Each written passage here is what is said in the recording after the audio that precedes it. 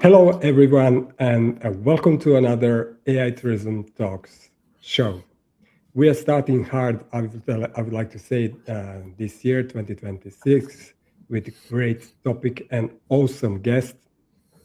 Believe me, it's worth your time.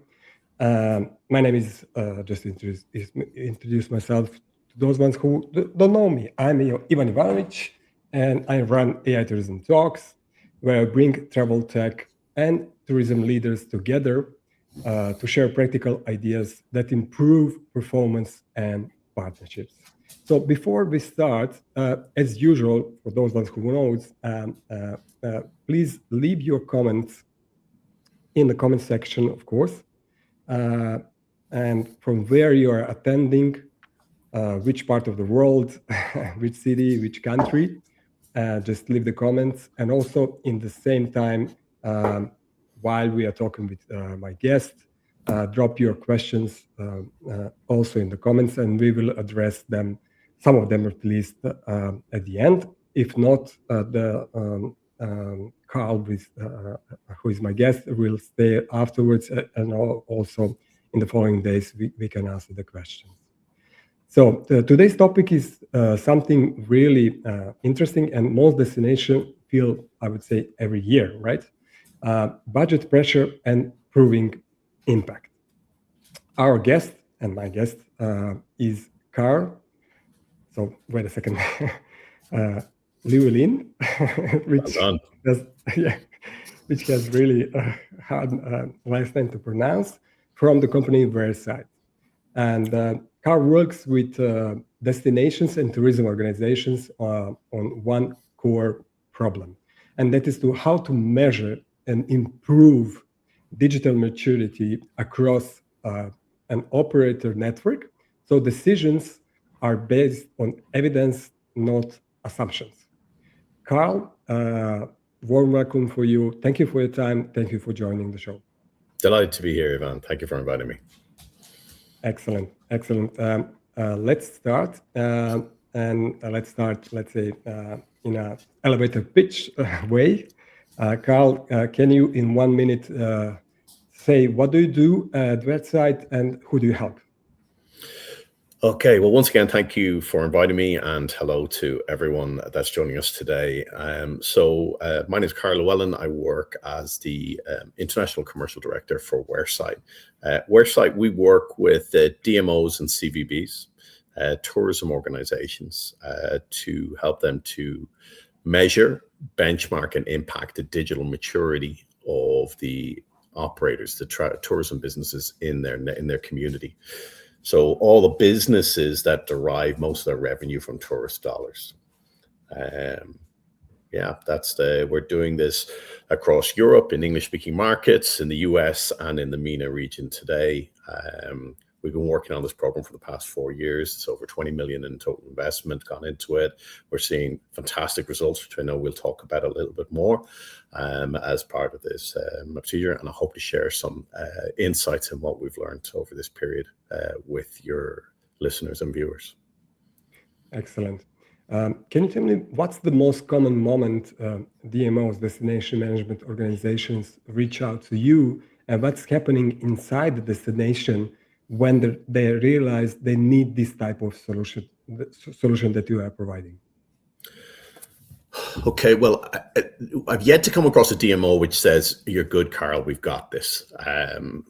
So what we're all recognizing is digital maturity is an evolution. Should we maybe just start with what is digital maturity, so we all understand kind of the term, because it's not a term that we made up. Digital maturity is an umbrella term for everything digital that a business touches. So it's their skills, it's their tools, it's the data, it's everything from the ERP to their website, and it's everything that it should be. If there's a paper diary, that should be digitized. So that's the maturity. Where are they today on that cycle? And it's changing. And DMOs are looking at how are they involved and in helping that advancement of the digital maturity of their operators within their network. And it's a significant challenge because a lot of the time they're looking at it and going, this is like raising the tide. I've got lots of different size boats. How do I find a solution that's not one size fits all? Because there isn't one. So we end up having good conversations, and we've got a solution which kind of works in this area, which we'll talk a little bit more about. Excellent. Let's try to define the problem. Let's define the core issues. Why do so many destination programs stall without the baseline? By they're not applying this breakpoint. So I suppose when we talk about why it's a problem worth solving first, right, is that we look at businesses today, how they get there, no matter where we are, we can no longer rely on road signage and walk by trade and hotel concierge and brochures and magazines to bring us traffic.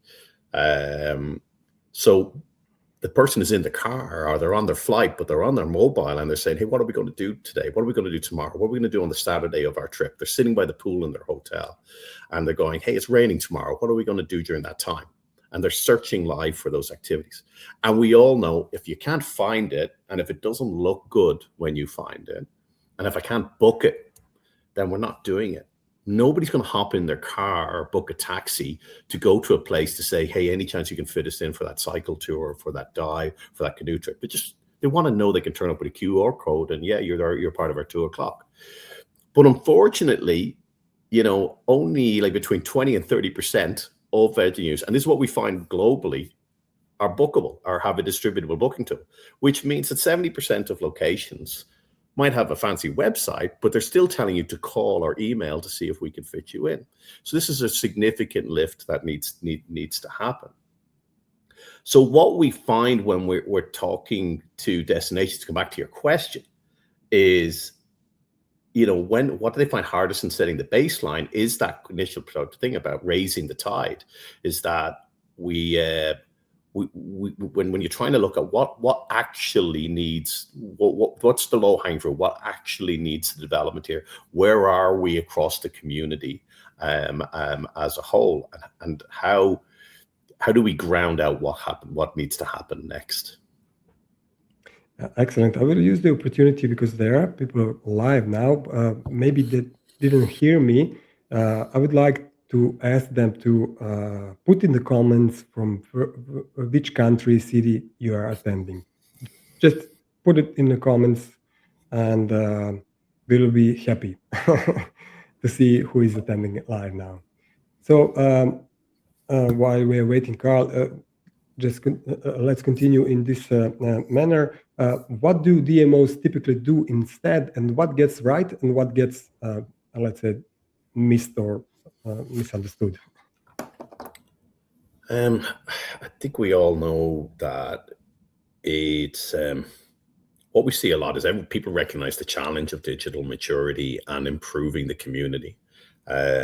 They recognize that they're driving a lot of traffic to the community. Hey, come visit us. Hey, come here.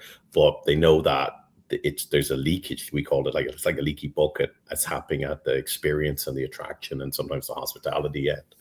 So when it comes to fixing this, there's a lot of expert opinions. And there's a lot of consultants that will come in and give, you should do this, you should do the other. But we all know it's kind of like an opinion or a statement without data is an opinion. And if in order for us to drive data-driven decisions, we need to have that baseline of exactly where are we today and where is the opportunity and where is the challenge, what's common and what's niche, what can be learned, what can be supported budget-wise, what needs investments, and what's the ROI in that. And that level of data from the small mom and pop store, which has got, a couple and their son working in it, and they're super successful, and they've been letting out kayaks for years, to the theme park, to the music festival, which is only open for 2 weeks of the year, all have challenges that are very different in 2026 than were in 2024 or in 2020. I mean, we didn't have ChatGPT only 2 years ago. So people didn't go, hey, is there anything to do with music I can do when I'm on holiday in Orange County? So if that's not searchable, if your content is not accessible for ChatGPT, you're not getting found, and you could have the best music festival ever. So all of these things need to get lifted. So when we look at your question about, what's happening today, is we're seeing, as I say, decisions, and a lot of the time when we make decisions at this level, it's who can get their point across most forcefully, who's got the best expert judgment in terms of, I've done this before, it worked before. What we're trying to do is drive a data baseline of, look, let's find out exactly where we are first, and where can we influence the first, and create an order, what we say a roadmap of, we're here today, this is where we need to be, here's the roadmap based on the data, and then continual measurement, so we're seeing that improvement is happening. Excellent. We have here Juan, who is promoting Colombia in Canada. Hi, Juan. Hi, Juan. We're great to have you. Hola, ¿qué tal? Yeah, there are other people that are not commenting. Nevertheless, Juan also has a kind of statement question we'll address at the end. Okay. You already started with digital maturity and explaining. Should we introduce now, because my question is around digital maturity, and to explain it in simple English, because for some people, even in travel, or maybe particularly in travel, it's like abstract, right? Should we include now the presentation that you have presented? Please do. Yeah. Yeah, sure. Just a second. So the floor is yours.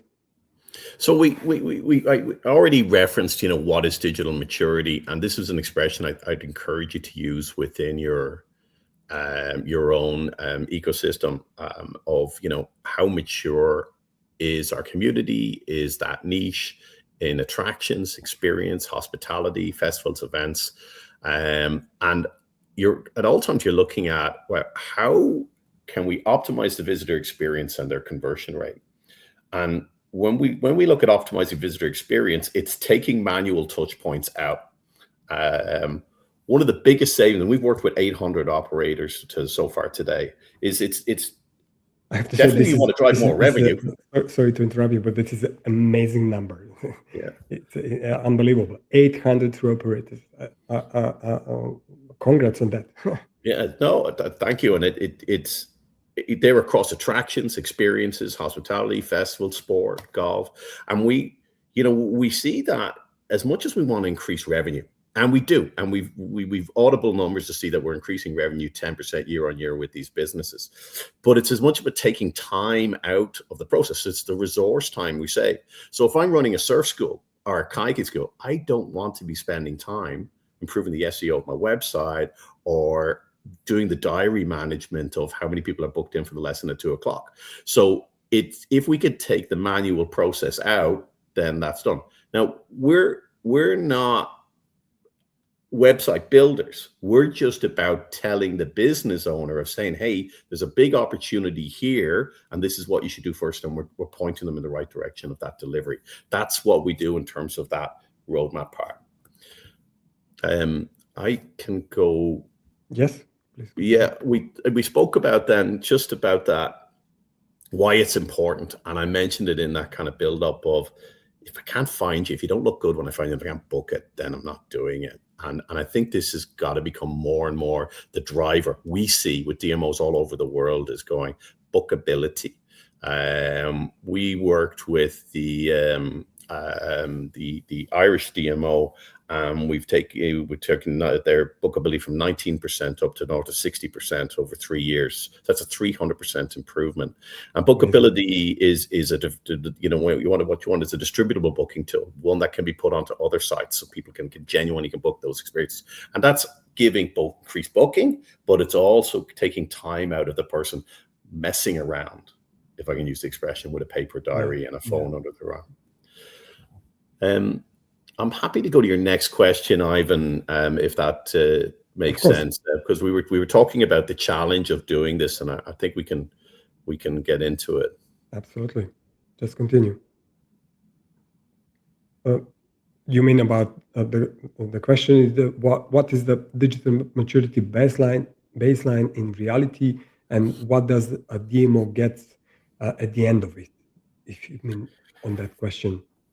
Well, I'm encouraging. I mean, obviously, Wheresight provides a baseline, but I would encourage every DMO to create a baseline of their operators that they want to influence, and set out a list of questions of where are they today, and look at those dials that they want to impact. And this is because, like, the challenge comes from that kind of inconsistency of where did we start, adding skill sets to that, making decisions with siloed data, is a big thing. I think we're all aware of it, is that we're hearing one set of data and applying that decision to many when it doesn't apply to many, and then that managing expectations. So, we've seen this in the past where DMOs are going in and saying, hey, we did great, we improved this, we did this, this, and this, and then saying, well, where's the data to prove that? Where did you start at? So if we don't have a very clear, we were here and now we're here, and we all know this, everyone on this call knows this, then that expectation management and proof of growth becomes challenged. So that's the rationale that around it, and that's why we believe it makes sense. Excellent. And what does the tourism businesses get, and why should operators care at all for the baseline? Okay, so what's their benefit? So when I'm going to just lay the foundation a little bit more and answer that question. Absolutely. All right. So when we look at a baseline, we're measuring across 18 different indices over 5 key pillars. So we're looking at the leadership's attitude towards digital. So let's say the boss just doesn't like it, still on an analog phone. There's no budget set for it. Okay, that's good to know. What's the customer experience? That's all available to us. 90% of that's available online in terms of what's their attitude and what can we see in terms of that. What's the operational capability and the resourcing internally for what technology is currently being used, and what are the people skills. So if we're going to propose a training saying, okay, look, there's no web booking tool here, and we're going to propose a training course and host a training course, saying, hey, come to this training course, we're going to show you about website bookings. But the skills of the people are limited and the leadership haven't applied any budget. Well, then the training course is going to fall flat on its face. We've got two other things that we need to address first and foremost to approve that with the other business. So hence the reason why the baseline is across quite a few different pieces. If we just went out to the operators and said, hey, look, to answer this long survey. Now, our assessment we call the Digital Maturity Accelerator. And we send out an assessment which takes the operators between 20 and 30 minutes to complete. So they've got to get started, okay? So it's not a big investment. No, it's not days, and then as long as you've got your numbers in front of you and you know your business, you're going to be done in 30 minutes, yeah. But you still got to do 30 minutes time. But why they do it is not, they want to get the report, right? It's important to say this is a check-in. You're not competing. It's not a league table, where, it's not to be used anything where you as a business are going to go, oh, you're not performing, slap on the wrist. It's to give you a check-in of this is where you're at. This is what good looks like in your business. You're a surf school, you're a bike hire, you're a making beer, you're a brewery, you're a golf course. This is where you're at. This is what best in class looks like for your industry. And here is a roadmap over every one of these indices to get there. So the individual business is heavily incentivized saying, well, I want that. And this was said to us by a Boston operator in New England, said, look, if you hired a consultant, you're a business, You're an historical castle, and you're saying, hey, look, digitally, let's see where we're at. And you hired a consultant to come in, and you said, look, I want you to do an audit on where we are today. I then want you to go away, and I want you to research what the best castle experience is. I want you to then write a plan for me to get there. You'd spend thousands of dollars.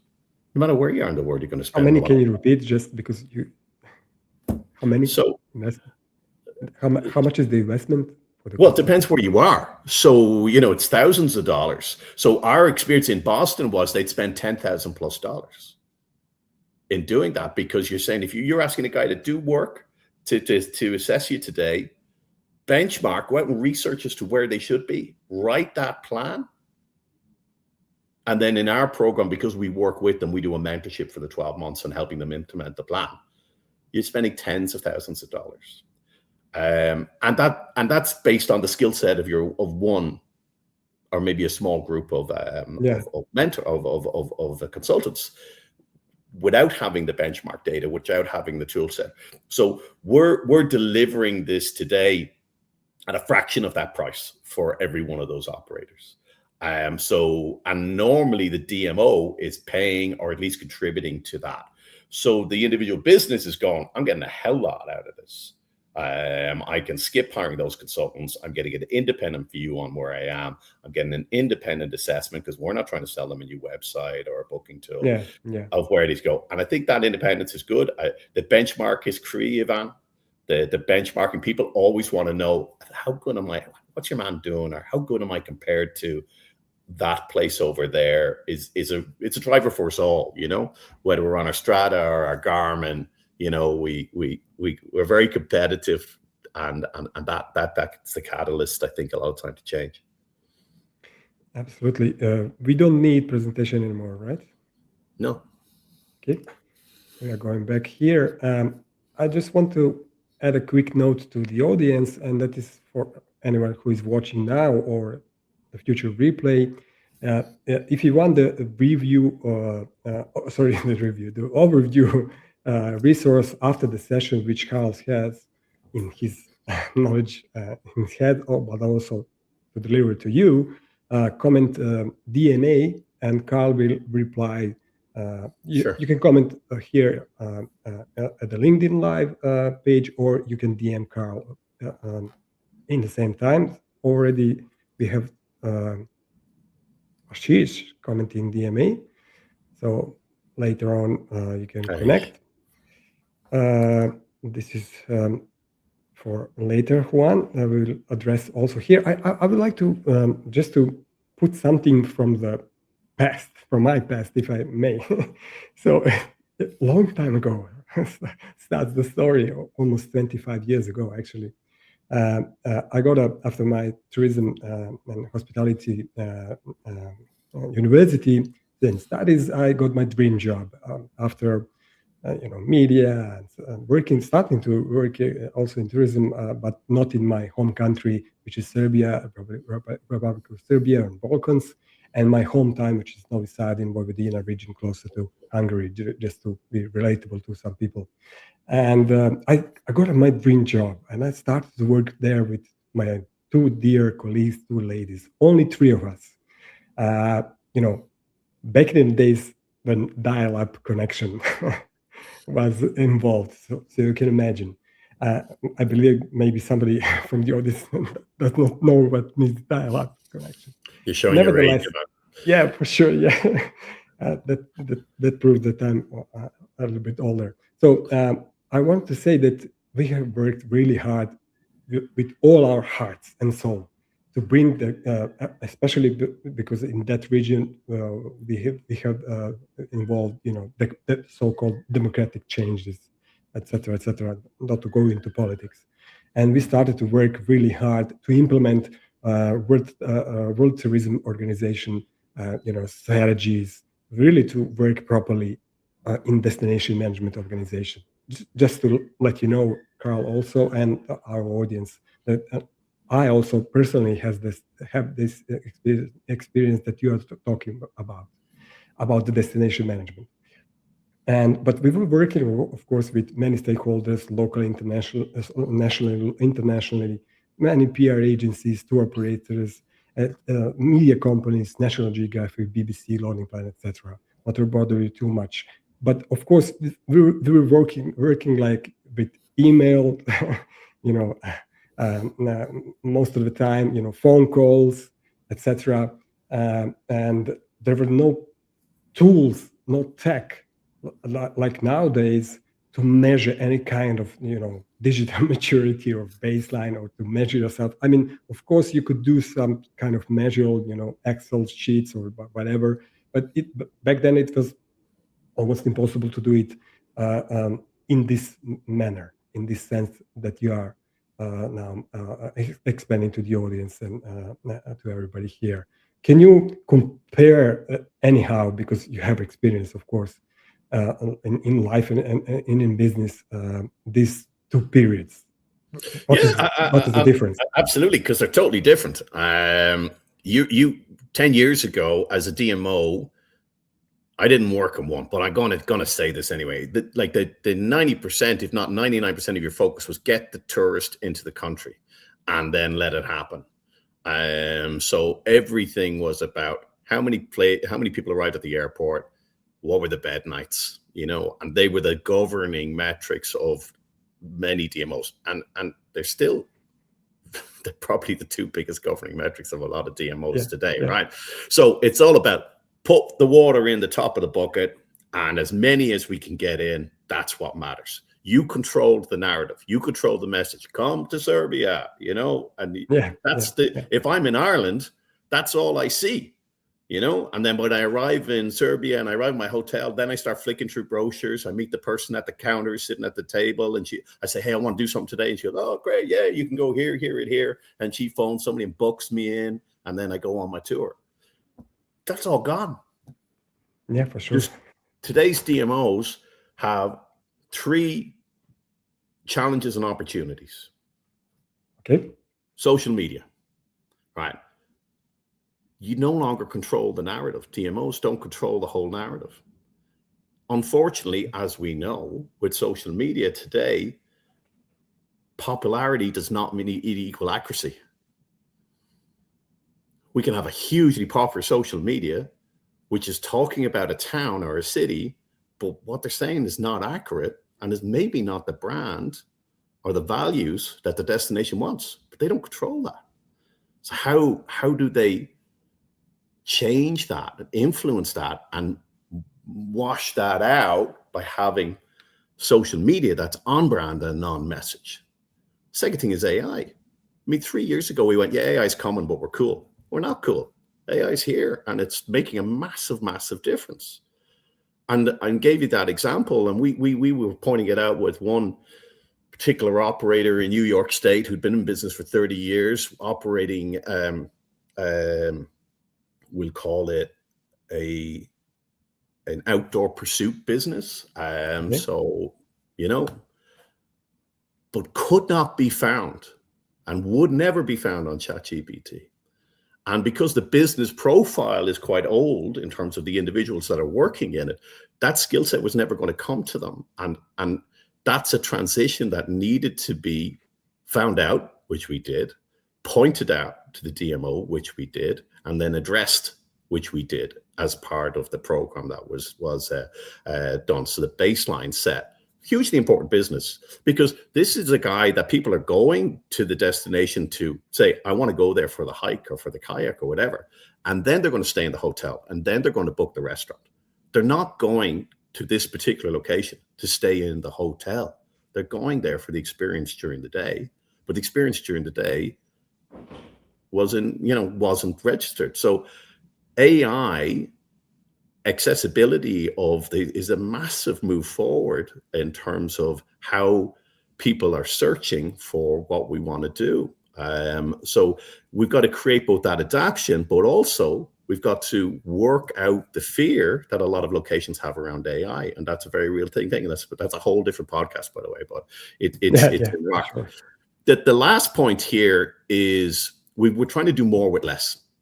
A lot of DMOs, particularly in the US market, their budgets have been cut dramatically over the last year or so. Really? Probably, yeah.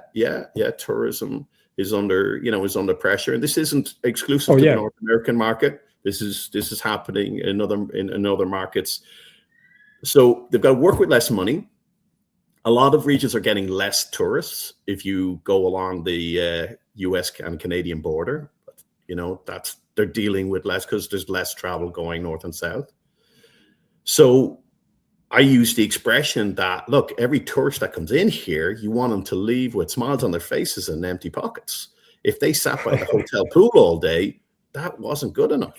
We should write this down: smile on the face and empty pockets. Empty pockets. As a motto, as a slogan. They spend every penny there. You don't want them leaving going, oh, I would have played golf, but I didn't know if I could. I would have done that, but I didn't know if I could. I didn't know how to book it. You don't want that happening.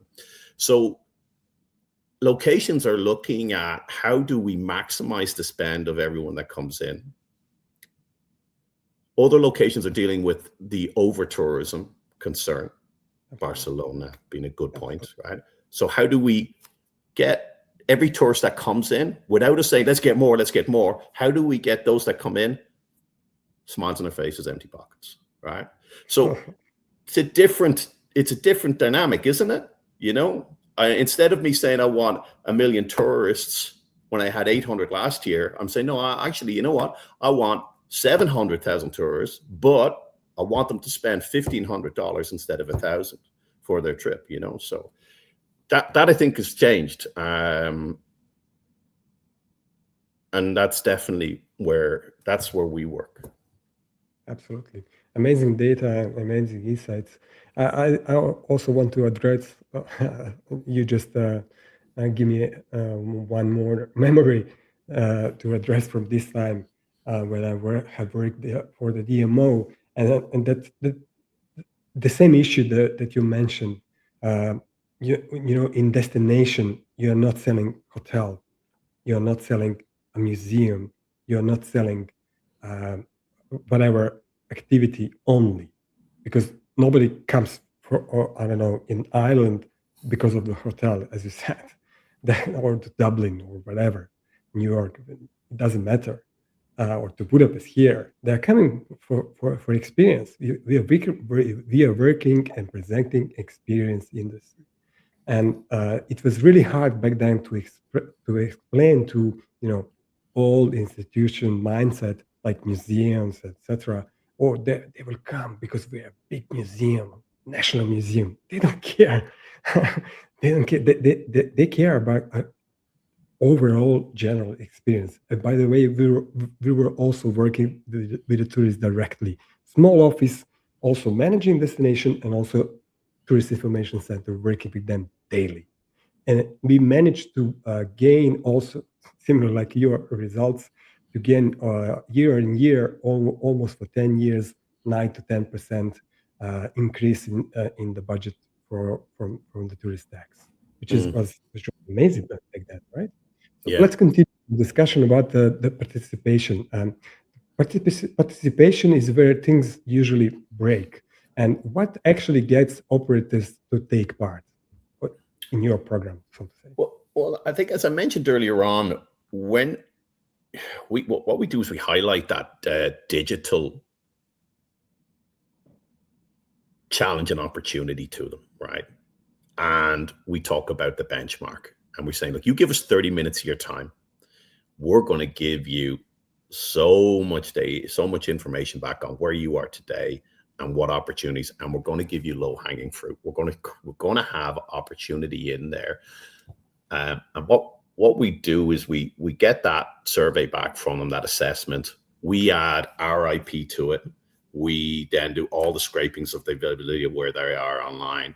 We're able to produce a very, very comprehensive view of our world in our DMA setup. And I'll send anyone who follows up on it, I'll send them a link to a live demo so they can see the product in action. There's a lot of wow factor in them going, oh, wow, look at that. Ooh, oh, yeah, I need to improve that. How do I improve that?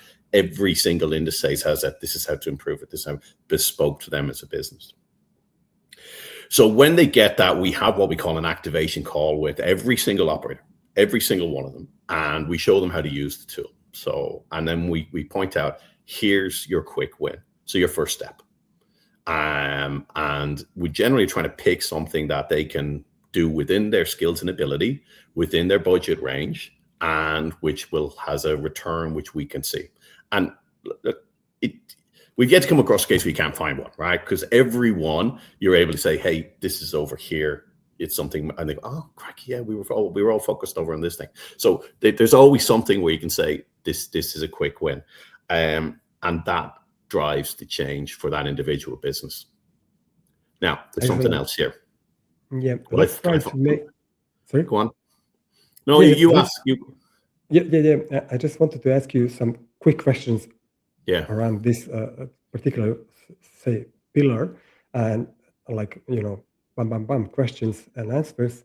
What kills participation fast in your experience? If it becomes daunting, if you show them too much to do too quickly, if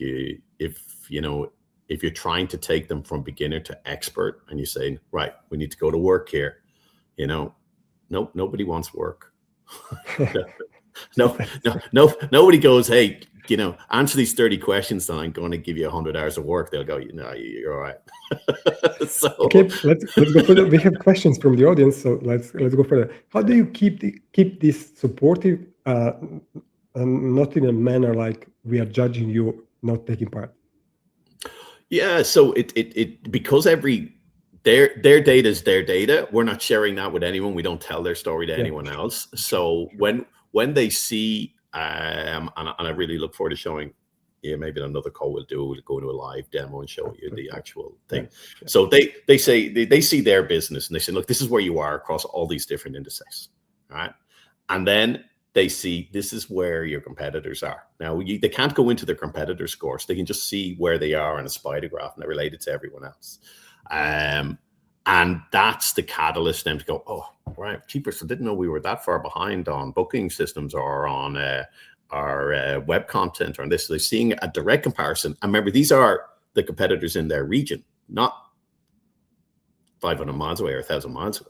Okay. So that becomes their motivation to change. And then we're involved with them and we create the quick wins.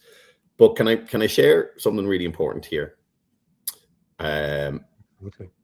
we work in bite sizes, right? I used a quote earlier on that, how do you eat an elephant? One bite at a time, right? Yeah, one bite at a time. So when we work with a DMO, we say to them, right, look, we know you've got 1,000 businesses in your county, in your city. Pick 20. Pick all the bike tours. Pick all the attractions, pick all the historical things that are on a trail that are in the same geographical area. Let's do them first. So what happens with the 20 is there's always outliers. There's always 2 or 3 who go, I love this. It's exactly what I wanted. I'm going with it. So they run fast. They grab the ball and they go hard with it. And they become what I like to call our garden case. So a garden case is we all live on streets and we all walk down, whether we're in an apartment or in a house, and people have gardens and we see them. And we always know the garden that looks pretty shitty. And then the garden, you go, wow, look what they've got. Look at them. Oh, they've got their good boulders going. They've got this going and everything looks great in the garden. And they go, wow, we really should do something with our garden. So the one that takes off, they're in a community. They become the garden case. And then others see they're doing better. Others see that that's happening. And the DMO's going, hey, you see Al down the road? Whew. He's working with Wheresight. He's really working out for him. His revenue's up 30%, 40%. And then you get herd mentality. Like tourism business, and there's a lot of herd mentality. It's a good thing. When people see something that's good, they go, let's just do that. So the local example of practical implementation, getting your champion, your garden case, is a catalyst for change. And that's standard good cultural project management, is find people who will be your early adopters, love them, make them change, and others will follow. Absolutely. So we are running out of time. And let's address this really shortly about actions. You already mentioned many of them. Let's say a DMO gets a baseline. What's the simplest way to turn it into a real action plan? And make it short, please. Well, I mean, the answer for me is to hire Wheresight, and we'll do it for you. Yeah, for That's sure. what we do. uh, Absolutely, we are um, done. I'm sorry I don't have a more DIY application. I think we're all encouraging it. Look, if you're saying I want to start this on my own, get your baseline, and create as many indices you can from it. Then work out what I would say is try and group or niche your operators when you're seeing commonality, and then and work out from there. Right, how do we improve based on that common set of goals or challenges? It does take skills, and a lot of time, to be honest with you, these skills are not within the DMO, as in they've got to buy it in. But what we do find is that, look, if you create your baseline, you'll see the opportunity. You go, hey, we need to put budget on this, and we can prove the budget to our board and to our influencers of this is why we're doing this. So hopefully that's helpful. I know it's not the perfect answer, but No, yeah. no, for sure. Yeah. We cannot make it in one session. Really shortly, what's realistic action? Because I want to go to the questions of the audience. What's the realistic action in the first 30 days? Well, I knew you were going to ask that question, and I'm going to go, I don't know if there's a lot can be done in 30 days. I'd say it's a 90-day goal, right? Because what you'll do is you'll implement a change, and then you'll see the change, what's happened from it. So what we typically do is we'll do our assessment that normally that's done within 30 days. We give them the roadmap and the activation, within that of our engagement with the DMO. We'll have all that done within 60 days.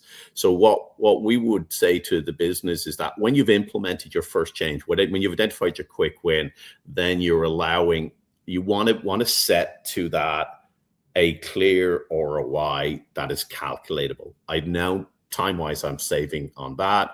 I now know where my businesses are coming from. I can see an increase in sales.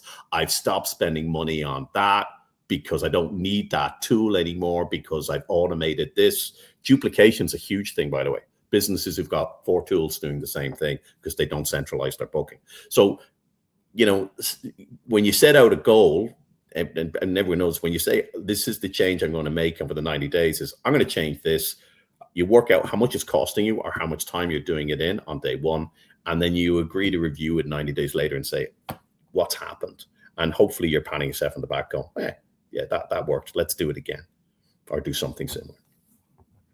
Excellent. We have really short time now.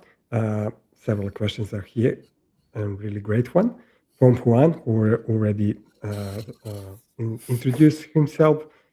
From your experience, how can DMOs access and strengthen their digital maturity before entering the budget cycle, especially when digital strategy is managed centrally, but local markets have different needs and levels of readiness? Great questions, by the way.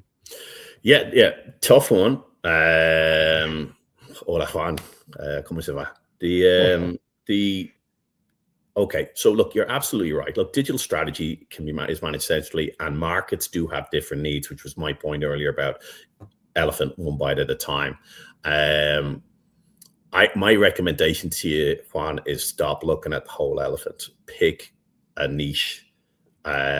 Select either an area, a geographical area or an activity, and see if you can convince those stakeholders to come into a room or to answer a survey monkey with you, where you've laid out 20 questions which give you a collectible answer, and then from then seeing what can you influence based on that. If you can create change within a niche, then you can either replicate that and just keep knocking over dominoes, or you can create the influence on the digital strategy to saying, hey guys, let's do this on a bigger scale. Hopefully that helps. Absolutely. Rashid is saying, greetings from Pakistan. Lovely to be part of this amazing broadcast. And I have my dear colleague, Emma Kilete. She's a travel consultant. And she's asking, once the DMO has a digital maturity baseline, what's realistic first 90 days? Here we go. Action plan that delivers visible wins without overwhelming teams or operators. Great question, my dear colleague. It is, yeah, but you're going to have to use the baseline to find out what that is, because it's the output of setting your baseline that tells you, is it training of the staff? Is it training of leadership? Is it technical access and ability? Remember the 5 pillars that were there. Yeah. Is it customer experience? So your output will tell you which is the first. There's going to be lots of things that you can change, but which is the first and the one that will have the greatest impact. And hopefully you'll have experience in the room that can help you pick that from those outputs. We just recently worked with a DMO. I'll do this really quickly, Ivan, where we identified that 43% of leadership had no budget for digital change in 2026. No budget. No budget, 43%. Yeah, no budget. No. Yeah. So they weren't going to apply any more budget in digital. Really bad news. Yeah, exactly. And that same 53% had set no digital goals. So what we worked out is, hang on, the first thing we got to do here is you got to host a breakfast or host a pizza dinner. Get these guys in and go, digital goals, why you should set them, how much budget should you assign to that, what's the realistic return on that investment that you should set, because otherwise we're not even pushing a boulder up the hill. No one has any interest. So that the baseline gave us that data. Great. Slowly we have to wrap up, and now my usual workflow is to test myself. Not against, but aligned with your insights. And these are 3 takeaways to remember for the audience, of course. Without the baseline, budget cycles turn into opinions only. Digital maturity has to be practical, not academic. And third, participation and prioritization matter as much as the measurement. Is this correct? I love it. Yeah, I'm happy with that. Oh, I have passed the exam, right? Yeah, flying colors. High five. Okay. Yeah, once again, if you want the overview resource, comment DMA in the link on the LinkedIn live page, or even better, DM to Karl with the same comment or whatever you like, and he will share the resource. Karl, I will thank you for joining us, for your absolutely amazing insights and experience, which does not come just like that, right? You have to invest a lot of years and a lot of work. Thank you for joining. Yeah. Anyone who wants to follow Karl, of course, you have his LinkedIn account here on the live page, and DM him and follow Wheresight also as well.